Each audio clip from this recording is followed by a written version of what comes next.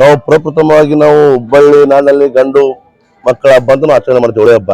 ಇದರಲ್ಲಿ ಈಗಿನ ಇವರು ಮಾಡ್ತಾರಲ್ಲ, ಹಿಂದೂ ಮುಸ್ಲಿಂ ಜನ ಊರ್ ಹೋಗ್ಬೇಡ್ರಿ, ಅಲ್ಲಿ ಬಣ್ಣ ಆಡಕ್ ಹೋಗ್ಬೇಡ್ರಿ ಹಿಂದೂ ಜನರ ಕಡೆ ಅಂತೆಲ್ಲ ತಪ್ಪು ಮಾಹಿತಿ. ಯಾಕಂದ್ರೆ ನಾವು ರಂಜಾನ್ ಹಬ್ಬನ ಆಚರಣೆ ಮಾಡಿವಿ, ಬಕ್ರೀದ್ ಆಚರಣೆ ಮಾಡ್ತೀವಿ ಹಿಂದೂಗಳಲ್ಲಿ. ನಮ್ಮ ಸಂಪ್ರದಾಯ ಬದ್ಲಿನ ಎಲ್ಲಾ ಹಬ್ಬನ ಆಚರಣೆ ಮಾಡ್ತೀವಿ. ಅದೇ ರೀತಿ ಮುಸ್ಲಿಮರು ನಮ್ಮ ಕೂಡ ಎಲ್ಲ ಆಚರಣೆ ಮಾಡ್ತಾರೆ. ಇದು ಸುಳ್ಳೆ ಜನರ ನಡುವೆ ಹಿಂದೂ ಮುಸ್ಲಿಂ ಭಾವನೆ ಹುಟ್ಟಕ್ಕ ಈ ರೀತಿ ಕೆಲವೊಬ್ಬರು ರಾಜಕಾರಣಿಗಳು ಈ ರೀತಿ ಮಾಡಿ ಮುಸ್ಲಿಂ ಜನರಲ್ಲಿ ತಪ್ಪು ಮಾಹಿತಿ ಕೊಟ್ಟು ಹಿಂದೂ ಮುಸ್ಲಿಂ ಬಗ್ಗೆ ಅಪಪ್ರಚಾರ ಮಾಡ್ತಾ ಇದ್ದಾರೆ. ಇದು ಮಾರ್ಕೆಟಿಗೆ ಬರ್ಬೇಕಾದ್ರೆ ಇಲ್ಲಿಂದ ವೀರಾಪುರ ಓಣಿ ಆಗ್ಲಿ ಯಲ್ಲಾಪುರ ಓಣಿ ಅಲ್ಲಿ ದಾಟಿನೇ ಬರ್ಬೇಕು ಸರ್. ಮುಸ್ಲಿಂನವರು ಅಲ್ಲಿ ಅಲ್ಪಸಂಖ್ಯಾತರು ಬಂದ ತಕ್ಷಣ ಅವ್ರಿಗೆ ಬಣ್ಣ ಉಜ್ಜುದು ಇದು ಮಾಡಿ ಅವ್ರಿಗೆ ತೊಂದರೆ ಮಾಡ್ತಾ ಇದಾರೆ ಅಂತ ಹೇಳಿ ಒಂದು ಅಪಾದ ಬರ್ತಾ ಇದ್ದಾರೆ. ಯಾವ್ದೇ ರೀತಿ ನಾವು ಎಲ್ಲಿ ತೊಂದರೆ ಮಾಡಲ್ಲ. ಹಿಂದೂಗಳಾಗಲಿ ಮುಸ್ಲಿಮರು ಅಣ್ಣ ತಮ್ಮರಿಗೆ ಈ ಹೋಳಿ ಹಬ್ಬನ ಆಚರಣೆ ಮಾಡ್ಕೊಂಡ್ ಬಂದಿದ್ದೀವಿ.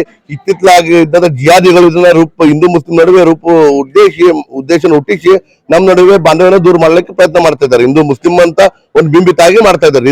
ಒಂದು ಟಾರ್ಗೆಟ್ ಮೇಲೆ ಹೇಳ್ತಾ ಇದಾರೆ, ಬಿಜೆಪಿ ಪಕ್ಷದವರೇ ಮಾಡ್ತಾ ಇದಾರೆ. ಬಿಜೆಪಿ ಪಕ್ಷನಾಗ್ಲೇ ನಾನು ಆಚರಣೆ ಮಾಡ್ತಾ ಇದ್ದಲ್ಲ ಹೋಳಿ ಹಬ್ಬ. ನಮ್ ಕೂಟಕ್ಕೆ ಮುಸ್ಲಿಂ ಜನಾಂಗದವ್ರು ನಿಮ್ ಬಾಜು ಮುಸ್ಲಿಂ ಎಲ್ಲಾ ಕುಡ್ಕೊಂಡು ಆಚರಣೆ ಮಾಡ್ತೇವೆ. ನಮ್ ಕಡೆ ಆ ಭಾವನೆಗಳಿಲ್ಲ, ಎಲ್ಲ ಒಗ್ಗಟ್ಟಾಗಿ ನಡೀತೀವಿ. ನಮ್ ಮುಸ್ಲಿಂ ಬೇರೆ ಹಿಂದೂ ಬೇರೆ ಅಂತ ಎಲ್ಲಾ ಹಬ್ಬಗಳು ಆಚರಣೆ ಮಾಡ್ಕೊಂಡ್ ಬಂದಿದ್ರು ತುಂಬಾ ದಿನಗಳಿಂದ ಇಷ್ಟ ಇದೆ. ಇವ್ರು ಏನೋ ಒಂದು ಈಗಿನ ಏನಿದು ಪಾಕಿಸ್ತಾನ ಏಜೆಂಟ್ಗಳ ಮಾತು ಕೇಳ್ಕೊಂಡು ಈ ರೀತಿಯಿಂದ ನಮ್ ಇದ್ದಂತ ಹುಬ್ಬಳ್ಳಿ ಕೆಲವೊಬ್ರು ಮುಸ್ಲಿಂ ಜಿಹಾದಿಗಳಂತಾರೆ. ಇವರು ನಮ್ ಹಿಂದೂ ಮುಸ್ಲಿಂ ವಿಷ ಬೀಜ ಬಿತ್ತಿ ನಮ್ಮನ್ನ ದೂರ ಮಾಡ್ತಾ ಇದ್ದಾರೆ. ಇದು ಹೇಳ್ಬೇಕಂದ್ರೆ